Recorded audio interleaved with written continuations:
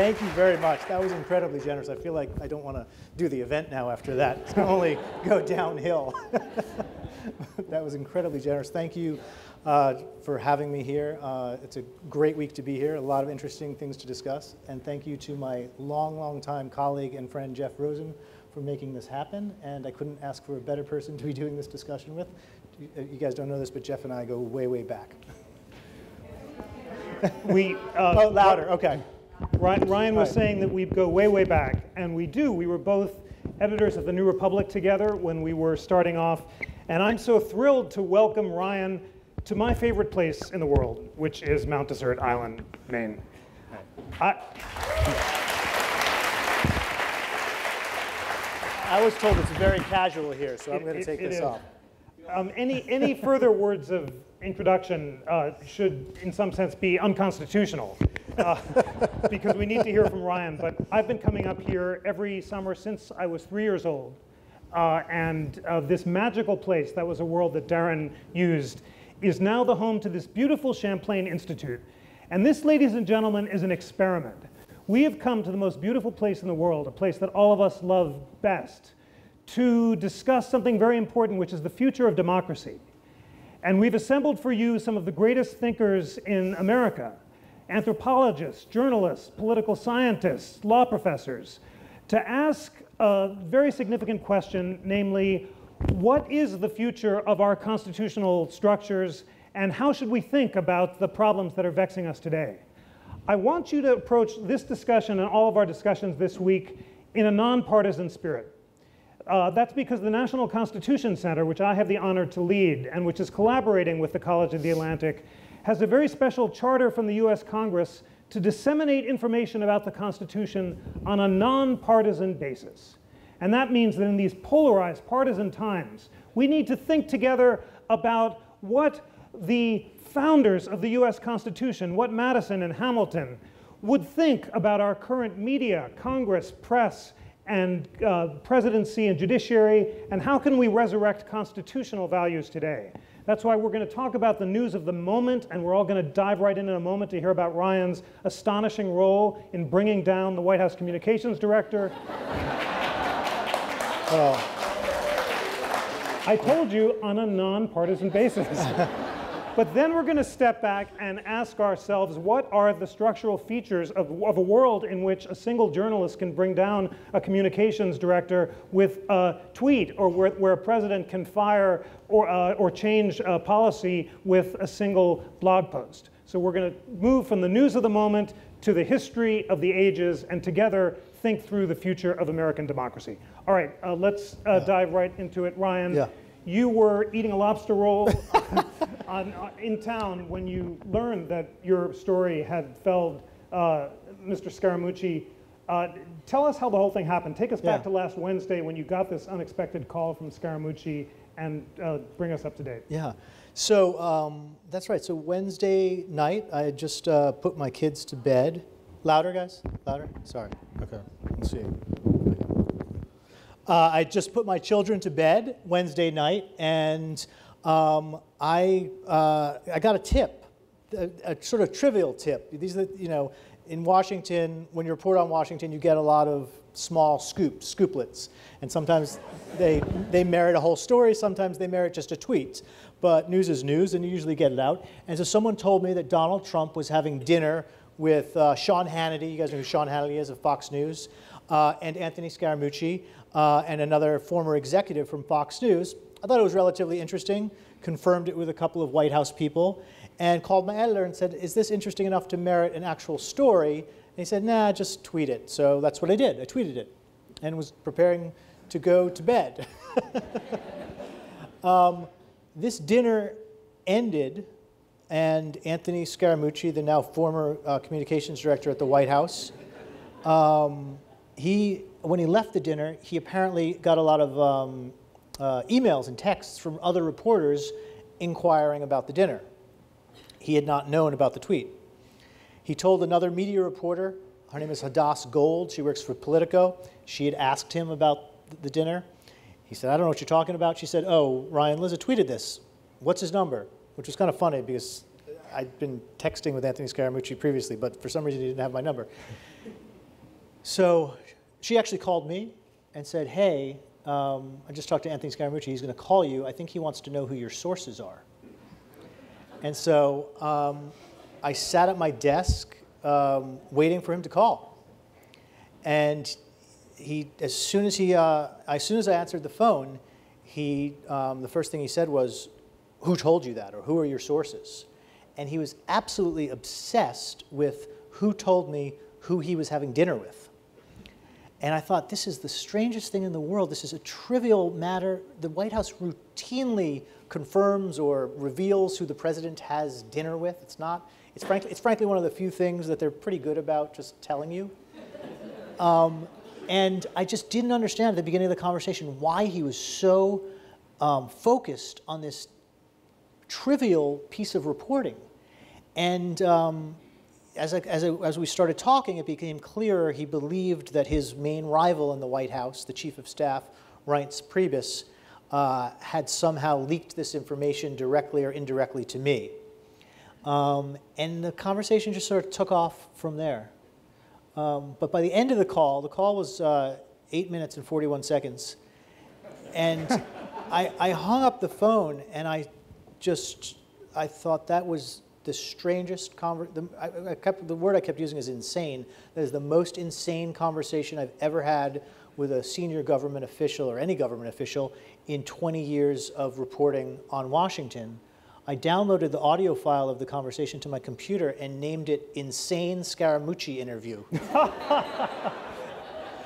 And then just started calling some, calling some colleagues to sort of run this by them and just figure out, what do we do with this?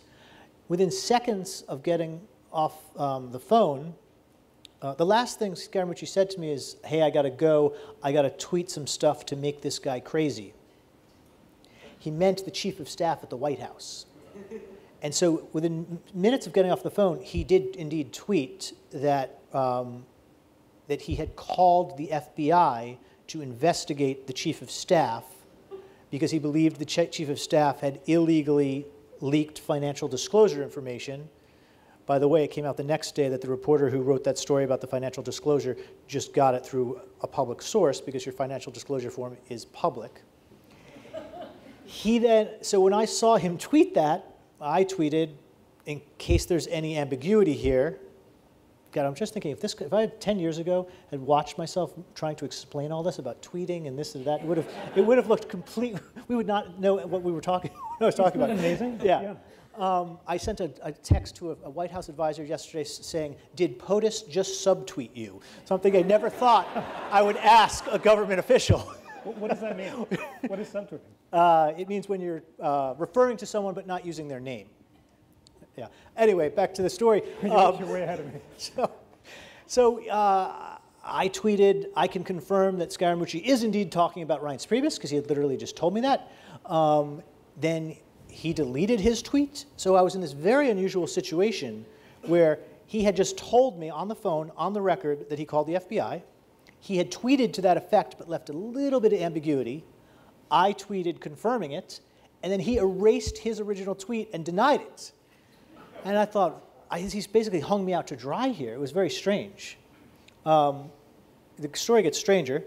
The next morning, forget the next morning. That night, the network news or the cable news blows up with this story. You know, I'm in my pajamas at home, and I told CNN, I'm sorry, I'm not coming into the bureau. But so I called in and started, we started talking about it. In that conversation, I did not reveal that I just had this insane interview with Scaramucci. I wanted to wait, print it, fact check it, call some other people, put it in the New Yorker the next day. The next morning at 7 o'clock a.m., I'm on CNN talking about this strange series of events the night before. And about 30 seconds into my interview with Chris Cuomo on CNN, Anthony Scaramucci calls CNN, interrupts the interview, and takes it over. It was like that scene in Annie Hall where Marshall McLuhan is produced to settle the debate. And in that interview, Anthony referred to my conversation with him the night before. Anyway, so then we wrote the piece, and it posted that night with a series of extremely graphic, I see there are some kids in the audience here, so I had a lot of trouble explaining to my kids what I did this week. And yeah, and the story really, really blew up because I think it's just very unusual to see government officials say things like that on the record. As you were saying, I was here having a lobster roll at Side Street, enjoying myself, hoping of having a nice, easy evening, and the news broke that he was fired. And so I raced back to my hotel or to the place I'm staying, wrote an article about these events, and then came here. So thank you for having me. So the timing was just perfect. But I just want to say one thing that, you know, Jeff made the remark about taking down Anthony Scaramucci. I've had other people in government be fired for things I've written, and I take no pleasure in someone losing their job. You know, I know Anthony personally, and I've personally always had a good relationship with him, and quite frankly, have liked him quite a bit. And so I take no pleasure in, you know, someone getting fired. But my job is not to get someone hired or fired. My job is to explain these people to the public, and that's what that piece was about. It was important to know what the communications director thought. I mean, you know, the things that he said were extremely newsworthy. Some people have asked me, well, don't you think he thought you were just having a private conversation? Was it really fair to report that? And I said, no, he's the communications director of the White House. He speaks for the most influential, important institution, powerful institution in the world. And I said this to Scaramucci before I posted the piece. When the communications director at the White House calls you and has a conversation with you that turns into an interview, and he says extremely newsworthy things, you only have two choices: suppress that news or report it. And so that was, you know, that was our decision on that. Yeah. And you've just posted, literally seconds before we walked onto the stage, the latest piece for The New Yorker, which you wrote after your lobster roll this morning.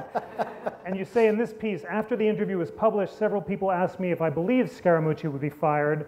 My understanding was that he was already on thin ice, and this is a great line, but with Trump, you never know. He could fire him or he could promote him. But then you say the fact that Scaramucci was fired signals that Kelly, a retired Marine general, may actually be empowered to be a true chief of staff. Tell us more about what this says about Kelly's new role. Yeah, I think this is important, and we're sort of backing into the bigger, larger questions that this week is supposed to be about, and that is checks and balances. And even within the three branches of government, it's not just between them, there are checks and balances. And one of the institutions of the presidency that has traditionally been pretty important to having a functioning White House is having a strong chief of staff. You know, the chief of staff role comes from Eisenhower. He instituted it. He made the White House more like a military institution. He adopted a lot of the language, and he used the job of chief of staff for the first time. And the idea was to have a very top-down system. And as the White House has modernized, there's just been a consensus among Republicans and Democrats about how a well-functioning White House works. And the number one rule is generally have a relatively strong chief of staff who everyone reports through. So even Karl Rove, one of the most influential advisors in the George W. Bush administration, he reported through the chief of staff. His official title was actually deputy chief of staff. David Axelrod, who had one of the longest political relationships with Barack Obama, he reported through the chief of staff. Trump came in and he used a system that has not been used since Ford and Carter. Ford and Carter, after Nixon, there was an argument that a strong chief of staff actually helped contribute to the Watergate scandal. And so Ford dismissed it, got rid of the old system, and he instituted something called spokes of the wheel, where you had a series of very powerful advisors, but no one who was preeminent. They didn't want another Ehrlichman in the White House. That was the idea anyway. It ended pretty disastrously. Carter tried a version of that early in his term, didn't work out, and presidents have gone back to the strong chief of staff ever since, until Trump, where he modeled his White House a lot on the way that his campaign and the Trump organization is modeled, which is a series, you might call it like the Lord of the Flies model. And you have a series of fiefdoms that compete with each other, and where no one person reigns supreme. He had a very weak chief of staff, Reince Priebus, who, partly through his own fault and his own lack of managerial skills, but also partly because of the way the White House was set up, just never had a chance to really control that White House. And so you have a fiefdom run by the president's son-in-law, Jared Kushner. You have a fiefdom that rises and falls quite frequently, run by this guy Steve Bannon, the chief strategist. Reince Priebus, the chief of staff, had his own fiefdom. And someone once said, the way to get a decision in the Trump White House was when you can get two fiefdoms to agree on something against one, you win. So they had this constant series of strategic alliances between those three main groups. Amazingly, he added an entire new, warlord into the system when he hired Anthony Scaramucci less than 2 weeks ago to be the communications director. And very, very pointedly, when Scaramucci was announced, it said that he would report to the president. In other words, not go through the chief of staff. Well, that just, as Scaramucci told me in that phone call, Reince didn't take a hint when that happened. In other words, that was supposed to be a hint to the chief of staff that he should depart because they're hiring people who don't even report to you. But anyway, so Trump added just another chaotic layer by doing that. Reince resigned. He moves John Kelly, this Marine Corps general, in. And one of the things I say in the piece that just posted tonight is that Kelly has a relationship with Trump. We all know, this is a cliche at this point, that Trump is fond of generals. And one of the things that Kelly is in charge of as the head of Homeland Security, or was in charge of, was the border wall. And I report in this piece tonight that Kelly recently told some other national security officials that he believes he has convinced Trump that he doesn't actually need to build a 2,000-mile physical barrier on the southern border, which is a core Trump campaign promise. And I found this to be very interesting, the fact that Kelly believes that he has such a sort of mind meld with Trump that he could get Trump to back down from that promise. And he said privately at this meeting I reported it on that he believes that he can get Trump to a place where Trump is okay with fencing, surveillance, overhead monitoring, all the traditional things that anyone who's looked at how to secure the border would recommend, and that Trump, could start calling it a barrier rather than a wall. I don't, and in the course of telling this meeting these things, Kelly then paused and said something to the effect of, "But you never know with Trump, one tweet and he could change my mind."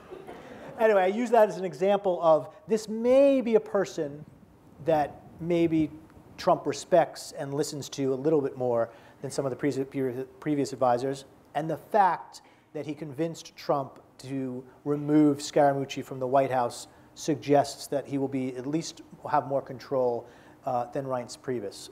One of the things, now having said all of that, I think we all overanalyze staffers at this White House. There's the management structure, some of the personalities in that White House definitely make things worse.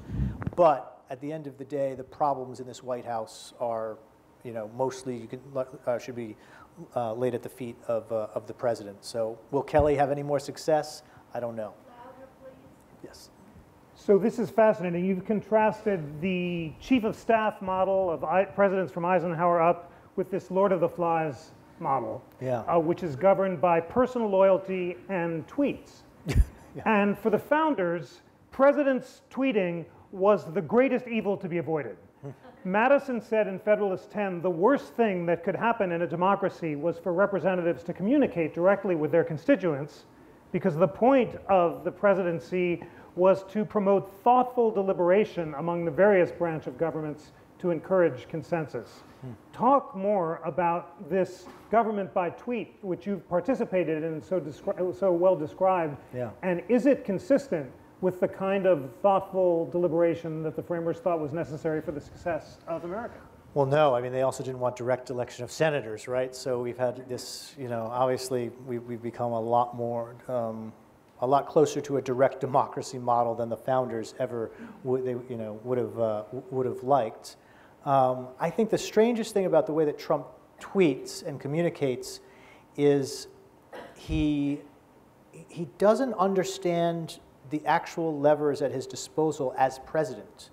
He still acts very similar to the way he did when he was a reality TV show star and a candidate. And sometimes you see this in the way he talks about the presidency and talks about Washington and other Republicans. He talks about it as it's something that he's not actually in charge of, right, or that he's actually not a part of. And you see it when he talks about intelligence, as if he doesn't have access to the world's greatest intelligence agencies. So it's almost, it's like sometimes it's like he's playing the part of the president, but he hasn't quite grasped that he's in charge now, and that if he wanted to communicate to the Pentagon, say, about his transgender policy, there are better ways to announce that policy rather than just tweeting it publicly before it's gone through the correct interagency process. So I think one of the things I'm surprised about all this is it seems to be getting more dysfunctional and worse in terms of his ability to govern and his understanding of the job as we go on, not better. I mean, every president is new. I mean, vice presidents have seen things up close, but no president really knows the job until they get in there. And there's obviously always a learning curve, but I don't see a lot of learning yet. When Harry Truman saw the Eisenhower chief of staff model, he famously said, as Richard Neustadt, the great presidential historian, reported, "Presidential power is the power to persuade."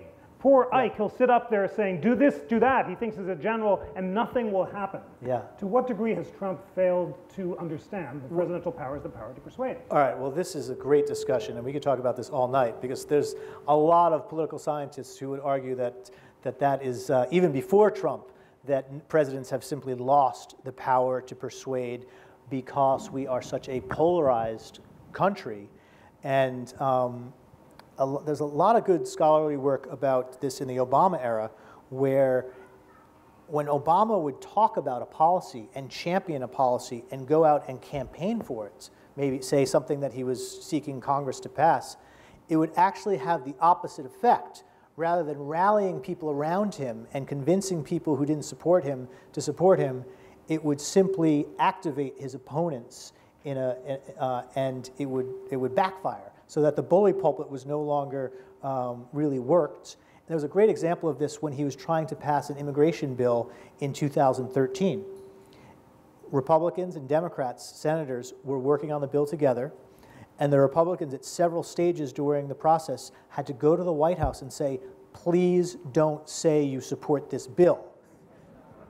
Because if you go out and use the bully pulpit, the power to persuade, and get all Neustadt, it's going to backfire.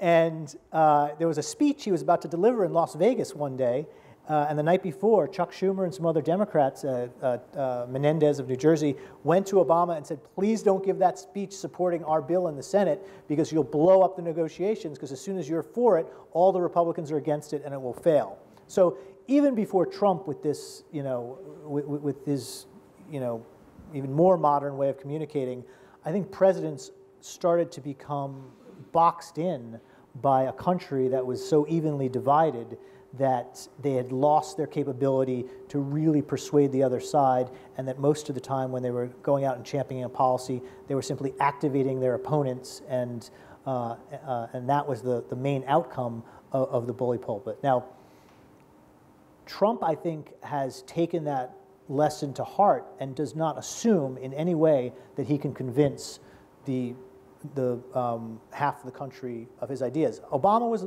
was pretty naive. When he started in 2009, he really believed that the country was not as polarized as everyone said. He really believed that he could convince his opponents. It was almost a core conviction. I do not think Trump thinks that at all.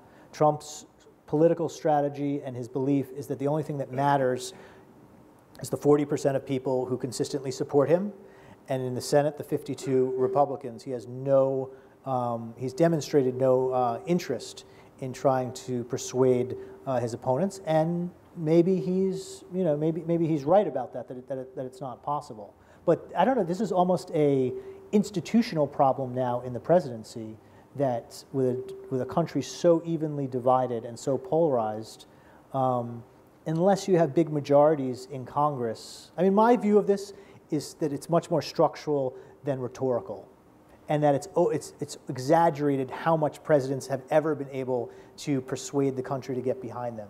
And a good example of this is Lyndon Johnson. When he had Congress in his first 2 years as president, he passed, you know, all of the Great Society programs. When he lost, I forget the number, but he lost a lot of Democrats in his first midterm. And as there was a famous quote from him, he said, you know, he couldn't pass Mother's Day. And now, did he change? Did his ability to persuade members of Congress change? Did his ability to change, to persuade the public change? Well, Kennedy's death, the memory of Kennedy's death had faded, and that was something politically that was useful to him. But it was all about numbers in Congress. If you have a big majority in Congress, you'll get a lot done.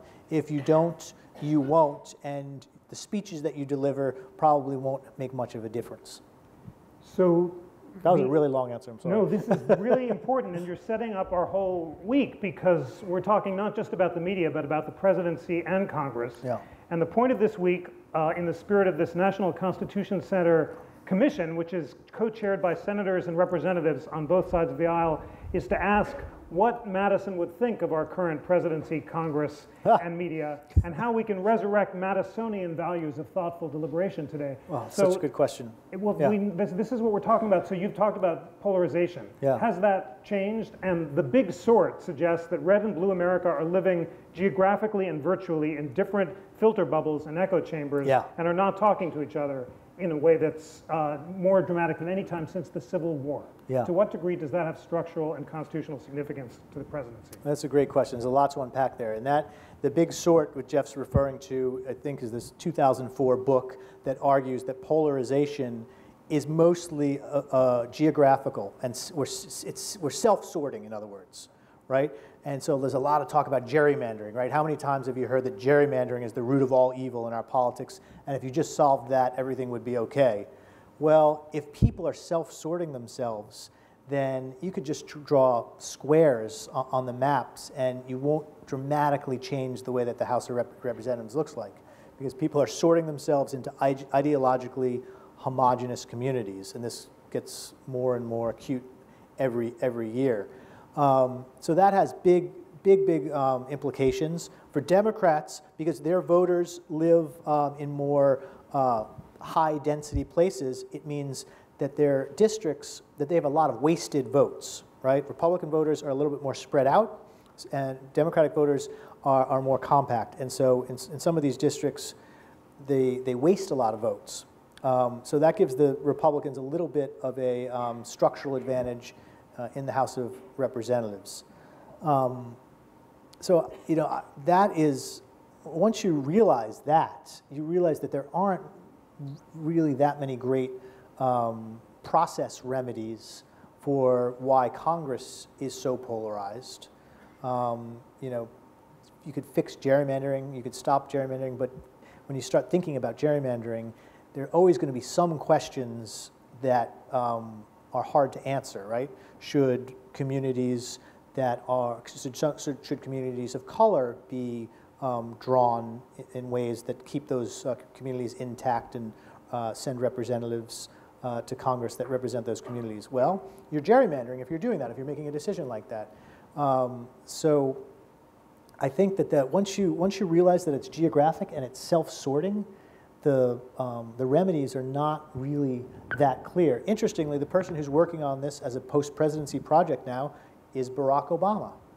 He and Eric Holder have started a group that's, now I think it's interesting to see what that group will do. That group will do one of two things. They will be big picture, nonpartisan, and try and, you know, fix this problem, or they will just spend a lot of money on partisan style gerrymandering after the census, which is what Republicans did in 2010 and had major consequences for the second half of Barack Obama's presidency. And yet even polarization has not allowed Republicans to pass health care. Does that have to do with the decline of the party system? 100 years ago, William Howard Taft could work with congressional Republicans to lower the tariff, even though there was a division between free traders and stand-patters. Now the factions won't work together and they got nothing done. How has the decline of parties affected the ability of Washington to function?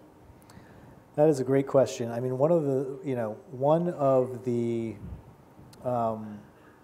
arguments that I've come to really admire is by our friend at the Atlantic. I'm forgetting his name, but his argument is about intermediating institutions, that we don't have enough intermediating institutions that serve as buffers between the public and the politicians, right? And this gets back to Trump and direct democracy and directly tweeting to the public, and that a lot of the fault really for this might be rested on the shoulders of government reformers who have helped strip away some of those intermediating institutions. And the argument goes that why was Trump able to take over the Republican Party? The party is a private entity, right? In the old days, Trump would have been stopped. He would have been stopped by party bosses or whatever negative name you want to refer to them. He would have been stopped by delegates. He would have been stopped by intermediating institutions that were buffers between this sort of populist movement that elected him and the party leadership that might have said, wait a second, this is not a good candidate to have in the general election. We sort of democratized the party system in the late 60s and 70s, right, where both parties moved almost exclusively to caucuses and direct primaries to elect the nominees of their parties. And you think about it, I always thought, well, of course they should. We should have primaries and caucuses. The people involved in the party should directly be allowed to do this. And then you think, well, by doing that, the parties were leaving themselves open for someone like Trump to come along once the technology caught up, once you were able to use Twitter and the other media he was used to go directly over the party infrastructure. And it was, it didn't take too long between those reforms in the 70s where the parties became much more democratized and the party bosses were swept away, and Donald Trump taking over the Republican Party while the party establishment watched and there was literally nothing they can do. Now the Democrats have a sort of a fail-safe switch built into their system, the superdelegates. So if things really go bad and some lunatic takes over their party, the superdelegates can band together at the convention and stop them. The Republicans don't have a similar system. So I think that is one of the the more direct democracy like the parties have become, the more they opened themselves up for a populist entity completely outside of the Republican Party to just come over and do a hostile takeover of the party. So I don't know what question I was actually answering there. It was a long tangent, but I think that is an important explanation for why we got Donald Trump, and that lack of intermediating institutions exists in other places outside of the parties. So I'm becoming a William Howard Taft bore. But I'm just finishing up a book on Taft this week, in fact, and it'll be out next March. And this was his argument. Yeah. He saw the election of 1912 as a battle between populism and thoughtful deliberation. Yeah. And for him, Theodore Roosevelt declaring that the president is a tribune of the people who can do anything the Constitution doesn't explicitly forbid, it represents a threat to liberty, whereas he insisted the president could only do what the Constitution explicitly allows. He denounces direct primaries, judicial recall, initiative and referendum. Yes. Is there any possibility all of these progressive reforms? All these progressive reforms. But suddenly conservatives as well as libertarians and progressives are rediscovering the virtues of thoughtful deliberation and the dangers of direct democracy. Has Taft's moment come round at last? But I don't see any. The Democrats have this commission. One place to look for to answer that question is, do either of the parties reform their rules in a way that looks like they're making sure another Donald Trump can't take over the party. The Democrats are flirting with this, but there is as strong an argument on the Democratic side that, wait a second, why do we have these superdelegates? Those are the guys that would have cost Bernie Sanders the nomination if he had won a few more primaries. And so there's an argument from that wing of the Democratic Party to make it even more purely Democratic. And I think the voices that are saying, wait a second, we need to return, nobody wants to say the days of the smoke-filled back rooms weren't so bad, right? Nobody wants to make that argument, and that's, when you're pushed, that's the Taft argument. Would you make that argument? Oh, yeah, I mean, I'm convinced that I'm convinced that that is I don't say it's a crisis, but that I believe that, there's a political scientist, he had a line, democracy should be found between the parties, not within the parties. His argument, in other words, was parties should be able to do whatever they want in choosing the candidate they put up for that office.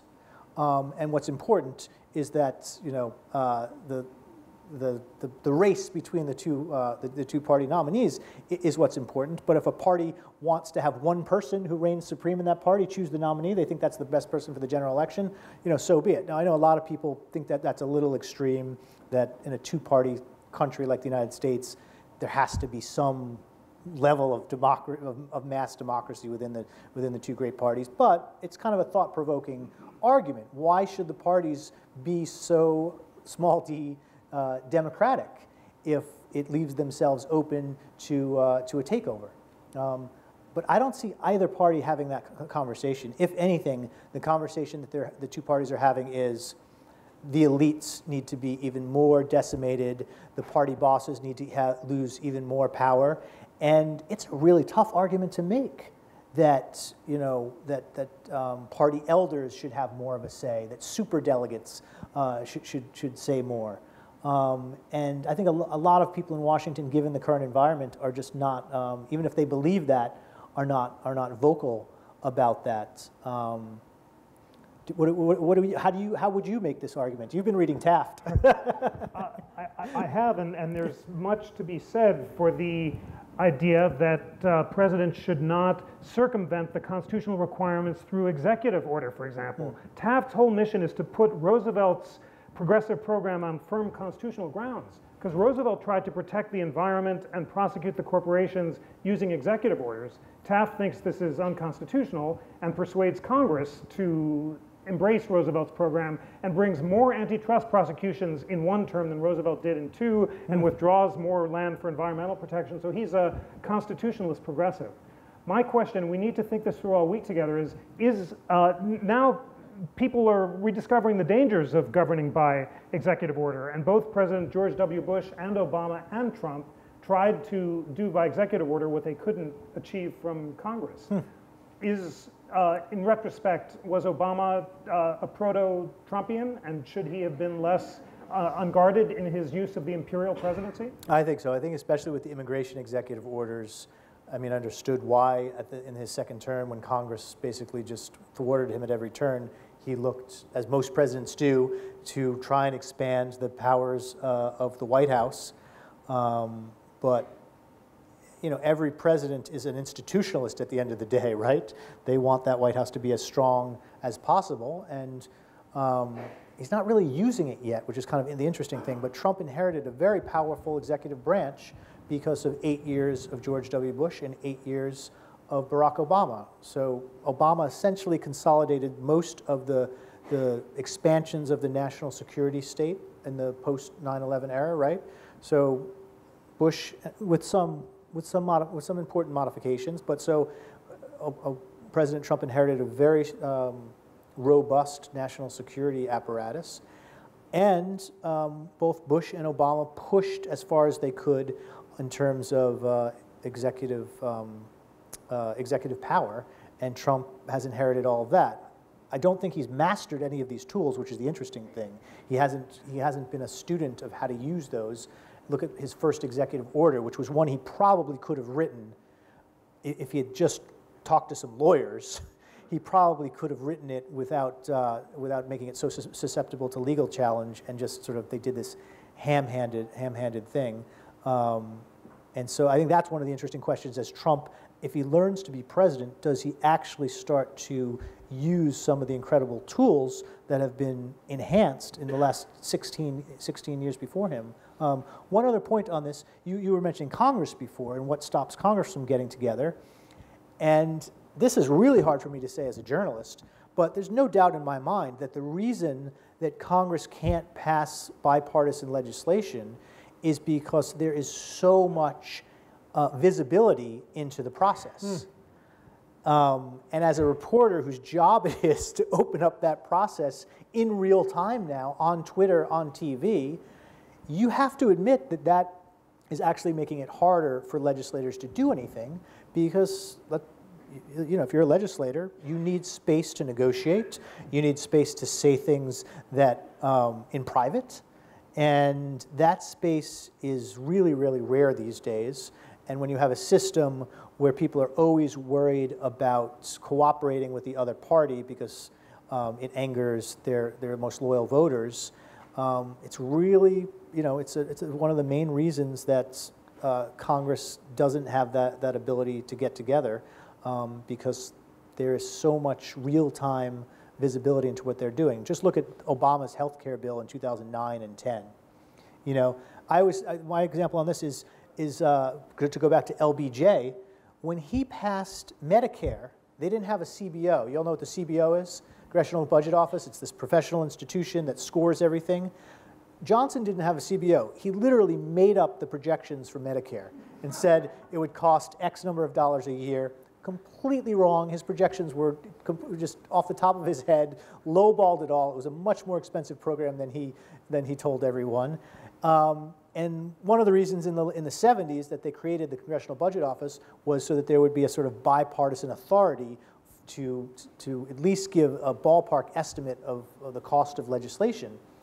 The CBO almost made Obamacare not pass, because every time the CBO came out with a cost estimate, it would sort of blow up on Obama. Oh, it's going to be $1 trillion over 10 years.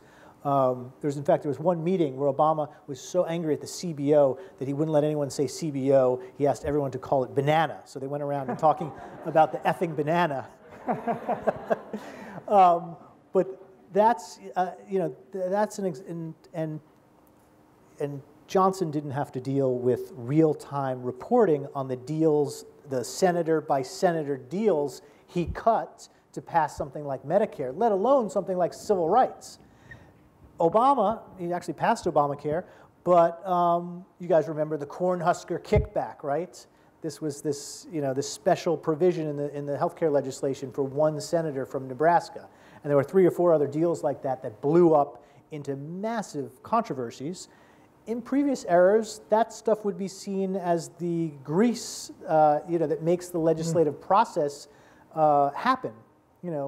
Nowadays, there's a lot less tolerance for that. There's a media that reports on, and there's a partisan press on both sides that attacks those kinds of deals, and it makes the legislating process a lot more difficult.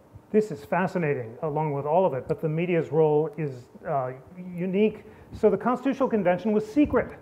That's the most remarkable thing about this extraordinary gathering of geniuses. Between May 25th and September 17th, there were no leaks, and the doors were closed, and that was why slavery and big states versus small states and whether or not there should be a Bill of Rights all could be hammered out in taverns, because it was done in secret. You've been in journalism as long as I have. How has that changed, and how has social media technology accelerated the degree to which the legislative process is transparent in a way that makes compromise impossible? Well, you also have legislators who are very gifted at modern media and very sophisticated, and going public is a common legislative tactic now, usually to stop things more than make something happen.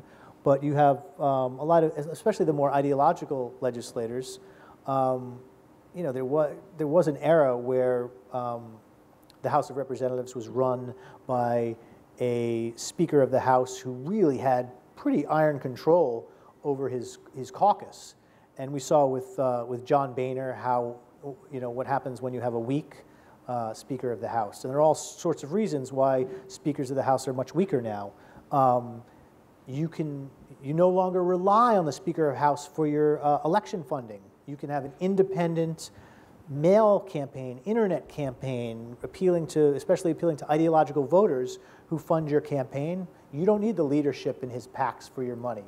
That was a spigot that they used to be able to turn off if you got out of line, right? So to round up votes, you would threaten them by turning off their campaign cash. It's harder to do that today. Pork. The Republicans really launched a crusade to get rid of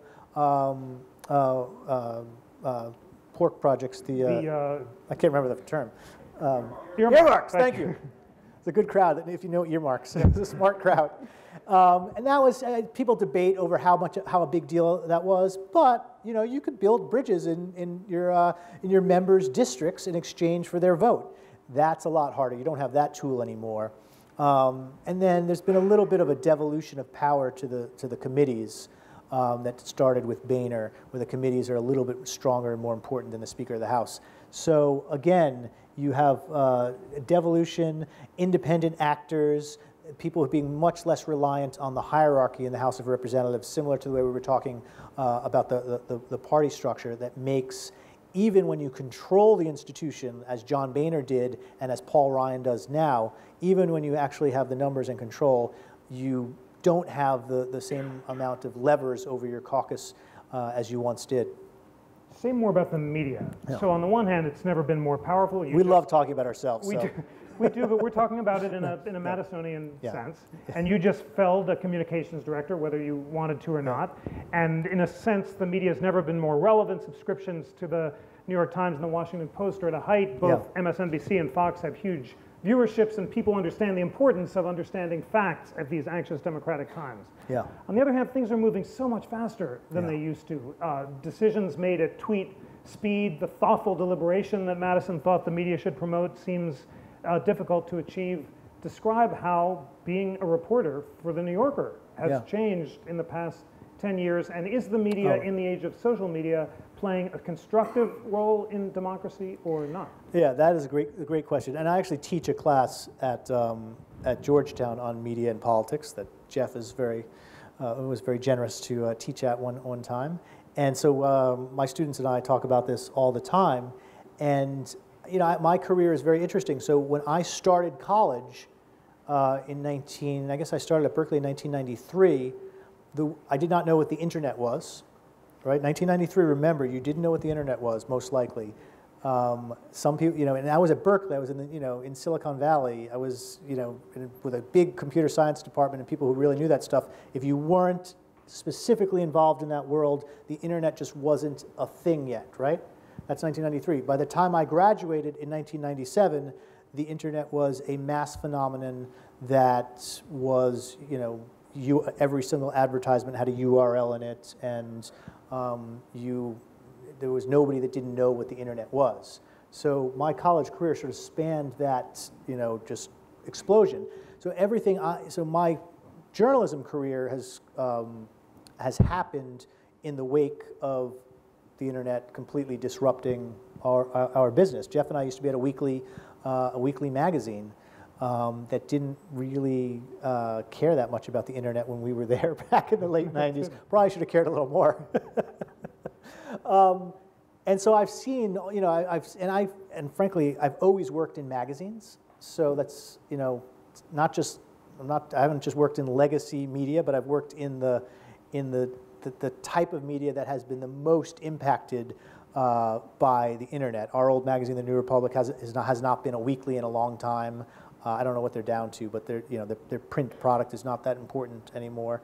So I've seen these changes at a number of different magazines, and now as a political reporter at one of the last remaining weekly magazines that is actually, God bless my editors, thriving and doing really well. So I have this kind of unique position. I feel like I'm like a blacksmith as the cars are making horseshoes as the cars are rolling off the assembly line, and thinking, I wonder if people are going to be into that. And so, but your question about, I've been at the New Yorker for 10 years, and it is, my job has changed enormously in terms of what I do. When I started there, I did not write for the website. I wrote magazine pieces, that was it. This year, I will write 2/3 of the stuff, 2/3 of the writing I do will be online, and just 1/3 for the magazine. And in between all that, tweeting and going on TV, and you're just tied to the news cycle in a way that I've never been in my career. I write more now than I ever have in my career on a daily basis, on a weekly basis. And so that is partly explained by technology and the internet, and partly explained by the unique nature of this president and the amount of news that he generates. And so I don't know if things will slow down a little bit, but right now, you know,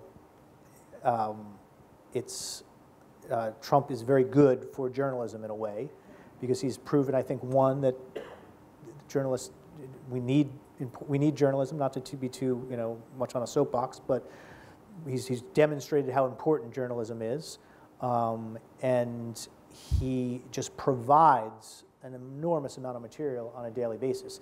I mean, just think about last week. Just go through the series of events that happened last week. Any one of them would have been a story that lasted for a month, and it was just rapid fire. The week started with the president attacking his attorney general publicly, his son-in-law going before Congress privately and testifying about whether he did or didn't collude with Russia in the election. Those are just two stories in the beginning of the week. And then we ended the week with the Scaramucci drama. That was just 1 week.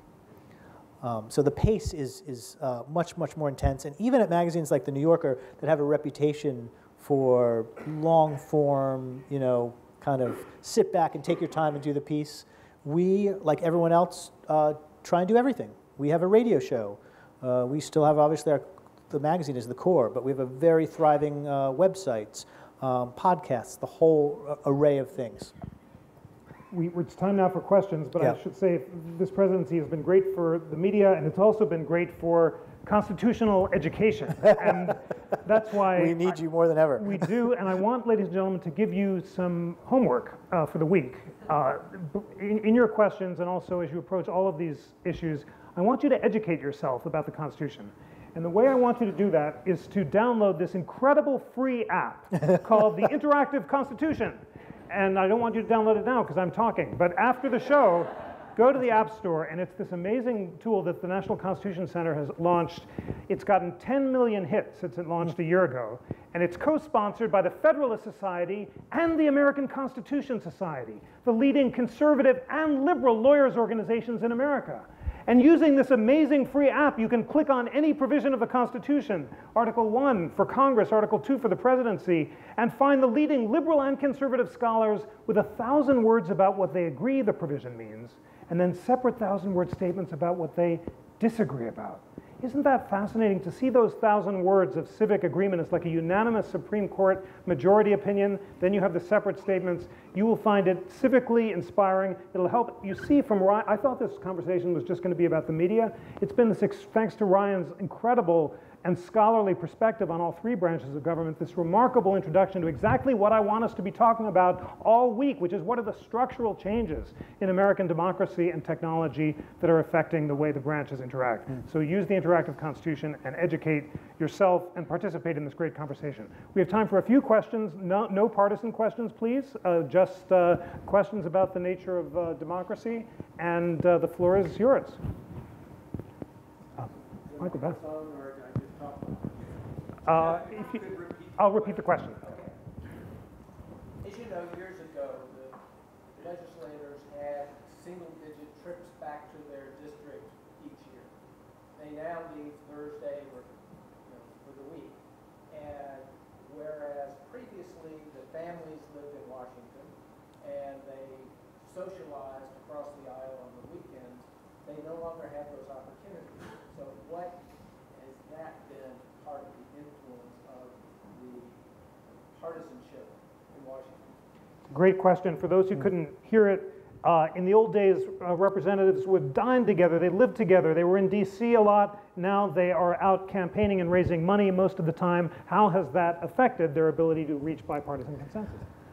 So on these questions, on all of these questions, I tend to be, I guess, what the political scientists call a structuralist, and not place a lot of stock in the rhetoric and traditional things that people think matter in getting things done in Washington, whether it's a speech by the president or getting dinner with your colleagues. I tend to think there are structural reasons why members in the House and Senate don't hang out together. It goes back to polarization and sorting and who they're representing and who they see as potential allies and opponents.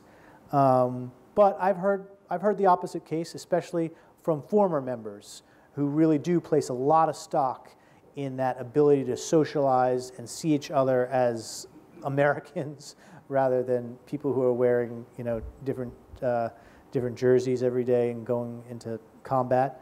I don't think there's a good way to quantify it, but I have a lot of skepticism about how important it was. I tend to think it was the fact that they socialized was the result of the underlying dynamics of the time rather than what actually, remember, not that long ago, we essentially had like 3 parties, right, because of the nature of the Democratic Party.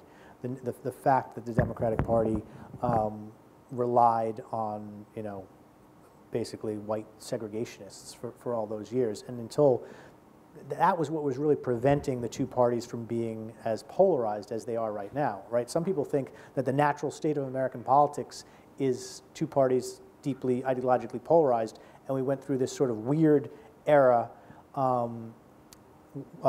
when the Democrats just had the segregationist faction, and it took the sorting out of that to repolarize the parties. Because if you look at polarization in the 18th century, it's like this. And it goes down in the middle part of the 20th century, and then in the 70s goes back up again. And what happened in that middle part is the 2 parties sorted. All liberals are now Democrats, all conservatives are now Republicans, virtually. In fact, when Obama had the fortune of entering the presidency in the first year that the most liberal Republican was to the right of the, let me see if I got this right, yeah, of the most conservative Democrat. Oh. So he started with almost perfect sorting. Anyway, those are my thoughts on that. Just to quickly make the case on the other side, the new chair of the National Constitution Center is Vice President Biden. Before him was Bill Clinton and then George Bush 41. And Biden tells the story of how when he came to the Senate, John Stennis, the great segregationist, called him into his office and said, "What are you here for, young man?" "To help civil rights, sir," Biden said. Realized he made a terrible mistake. Stennis said, "That's all right. But you just go up to that Senate dining room and you go talk and you'll get to know the place." And Biden said for the next 20 years, he sat at the end of the table in the Senate dining room and would just listen to those Southern segregationists. And he got to know who had prostate cancer, whose kid was having trouble, who was having various illnesses. And because of that, they were able to deliberate. They eventually reached the civil rights bill that repudiated segregation. And the story ended with Stennis calling him into his office and saying, "I'm glad segregation was ended. It hurt my soul, Joe, it hurt my soul." And then Stennis gave him his desk and bequeathed his office because of this. Mm-hmm. So Biden thinks that it mattered that they had lunch together. Yeah, that's good. Yes, sir. Could you say a few words about leaks? And what? Really, where do they come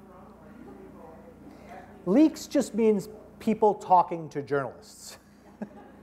Right? I mean, what is a leak? A leak is someone in government giving you information. Compromising it? No. I mean, I suppose they could be if, depending on what they're telling you, right?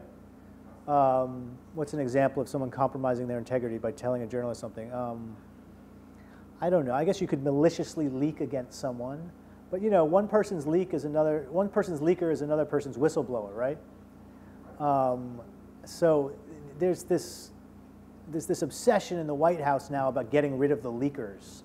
Everyone in the White House leaks. It's just called, it's called talking to reporters. It's called giving information to reporters. If it's not on the record, I guess then it's a leak. And this White House leaks a lot because it's factionalized. And so when one faction believes it needs to gain an advantage on another, sometimes strategically, it helps them to put out some public information that will help them in that process. And so it is true that this White House leaks more than the Obama White House and more than the Bush White House. But I think it goes back to that management structure. He set up the warring factions. And when you do that, you're going to get a lot of people going to the press to make their case in the public to try and influence policy internally. But I think this idea that somehow leaking has become this terrible thing. You wouldn't have good journalism without people in government, and often, sometimes very courageous people, giving us information. So. I'm looking up in the balcony, in the very back of the balcony. I'm curious, Lizza, who do you read every day? Who? Yeah. Oh gosh, yeah, she's asking who I read every day, and I don't have. Do you mean publications or authors? Journalists, blogs, yeah. or publications. I'm pretty deeply mired in the daily stream of political journalism. So all of the publications, all of the obvious publications, the New York Times, the Washington Post, Politico, our own website, the New Yorker. I tend to use Twitter now as my aggregator. I follow a lot of people whose judgment I trust, and so I have two sources. I don't really read, believe it or not, physical newspapers every morning anymore, and I gave up that habit, not that long ago. I still get the Washington Post at home because my kids like the funny pages. And I sort of glance at it, but oftentimes I find myself having the Washington Post open on the counter, and then I'm still looking at my phone or my computer and going to their page. Don't tell my friends at the New York Times, who I love and admire more than any journalistic institution in the world, but I don't subscribe to the physical New York Times anymore. I read it all online, and that broke like a, I don't know, like a 25-year habit. But yeah, I tend to use social media as and other journalists I trust to point me towards the most important stories every day. Yeah. One more. Yes, sir. To your point that we may be returning to a polarized world that we actually were in the past? I think so. If you just look at the measures of polarization, we're back to where it was in the 19th century. So this is. So are there models of political discourse that were undertaken then that we should look to as ways of potentially taking things forward in a more constructive way than we are? Well, he's talking about what depolarized our American politics is the question, right? Well, no, did they get things done then in a polarized world in a way that's more effective than what we're trying to do now? That is a good question that I don't have a good answer to. But if you think that depolarized period in the middle of the century, that post-war period, was about the fact that the Democrats had this bizarre party with liberals and big government segregationists, that's not really a model. That doesn't really tell us much, right? Because we're not, now maybe you could think of another issue that could cleave the parties like that and create a new dynamic, like the way that civil rights did. But I couldn't think of it off the top of my head. But that is a really good question that I don't have a good answer to. It's a superb question. Sean Wilent's new book on political parties argues that the parties themselves are responsible for all the great advances in American liberty, from civil rights to economic achievements, and even after the Civil War, that was really the key to getting things done. Ladies and gentlemen, this has been a spectacular introduction to our week. Please join us tomorrow morning for an amazing conversation with Lawrence Rosen and Lauren Coyle of Princeton, two great anthropologists, about what anthropology can teach us about democracy. And please join me in thanking the great Ryan Lizza. Thank you. Thank you, Jeff. That was really, really good. Yeah. We should go another hour.